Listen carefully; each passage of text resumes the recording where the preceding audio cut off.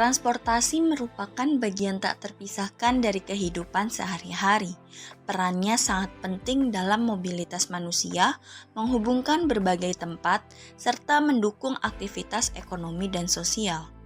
Namun, dengan meningkatnya populasi dan aktivitas manusia dapat menyebabkan berbagai masalah seperti kemacetan, polusi, dan meningkatnya emisi karbon.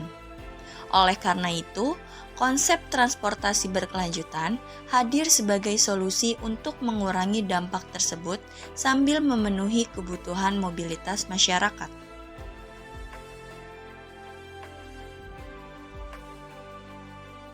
Transportasi berkelanjutan adalah konsep yang bertujuan mengurangi dampak negatif terhadap lingkungan, sambil tetap memenuhi kebutuhan mobilitas masyarakat secara efisien dan inklusif.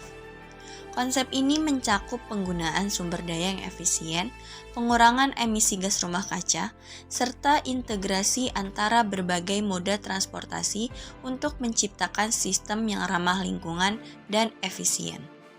Menurut Organization for Economic Cooperation and Development atau OECD, transportasi berkelanjutan harus mempertimbangkan 3 aspek utama, antara lain lingkungan, sosial, dan ekonomi. Artinya, sistem transportasi harus mengurangi polusi, meningkatkan aksesibilitas bagi semua lapisan masyarakat, dan tetap ekonomis untuk dioperasikan. Transportasi menyumbang sekitar 23% dari total emisi karbon dioksida global pada tahun 2021. Menurut International Energy Agency atau IEA, emisi ini terutama berasal dari kendaraan bermotor yang menggunakan bahan bakar fosil seperti bensin dan solar. Pada tahun 2022, jumlah emisi dari sektor transportasi bahkan meningkat lebih dari 250 juta ton karbon dioksida, terutama akibat pemulihan perjalanan udara. Jika tidak dikendalikan, emisi ini akan semakin memperparah perubahan iklim dan berdampak buruk pada kesehatan manusia. Selain dampak lingkungan, transportasi yang tidak berkelanjutan juga menimbulkan masalah sosial dan ekonomi, seperti kemacetan, biaya kesehatan akibat polusi udara, serta ketergantungan pada bahan bakar fosil yang semakin langka. Di Indonesia, masalah ini terlihat jelas di beberapa kota besar. Misalnya di Jakarta, kemacetan ini telah menjadi masalah yang sangat kronis.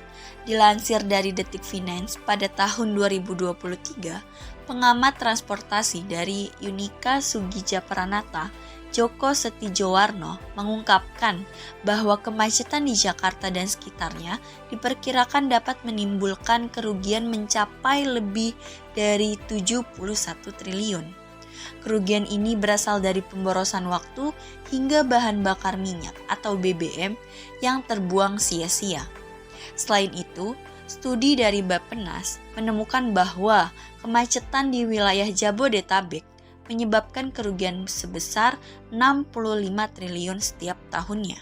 Beberapa negara dan kota di dunia telah menjadi pelopor dalam menerapkan konsep transportasi berkelanjutan.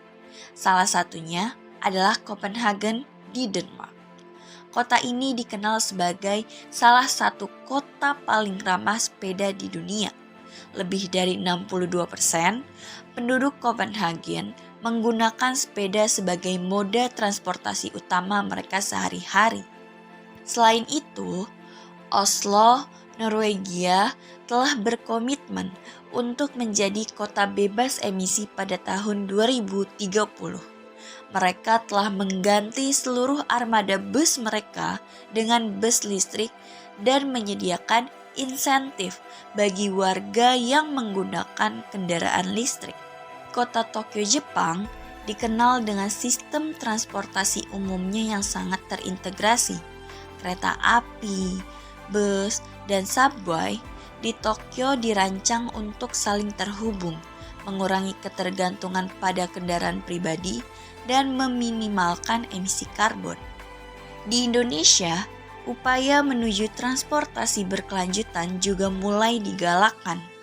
Transjakarta, sistem bus rapid transit atau BRT pertama di Indonesia, telah beroperasi sejak tahun 2004 dan menjadi salah satu solusi untuk mengurangi kemacetan dan polusi udara di Jakarta. Selain itu, MRT Jakarta yang mulai beroperasi pada tahun 2019 juga menjadi langkah besar dalam menciptakan transportasi massal yang ramah lingkungan. Transportasi berkelanjutan bukan hanya tentang mengurangi emisi karbon, tetapi juga tentang menciptakan sistem transportasi yang inklusif, efisien, dan ramah lingkungan. Beberapa langkah yang dapat diambil untuk mendorong transportasi berkelanjutan di Indonesia antara lain, yang pertama, meningkatkan infrastruktur transportasi umum yang terintegrasi dan ramah lingkungan. Yang kedua, mendorong penggunaan kendaraan listrik dengan memberikan insentif bagi masyarakat. Yang ketiga, membangun jalur sepeda yang aman dan nyaman di kota-kota besar. Yang keempat, mengurangi ketergantungan pada bahan bakar fosil dengan beralih ke energi terbarukan. Kesadaran dan partisipasi aktif dari masyarakat, pemerintah, dan sektor swasta sangat dibutuhkan untuk mewujudkan transportasi berkelanjutan. Dengan kerjasama yang baik, kita dapat menciptakan sistem transportasi yang tidak hanya memenuhi kebutuhan saat ini, tetapi juga menjaga kelestarian lingkungan untuk generasi mendatang.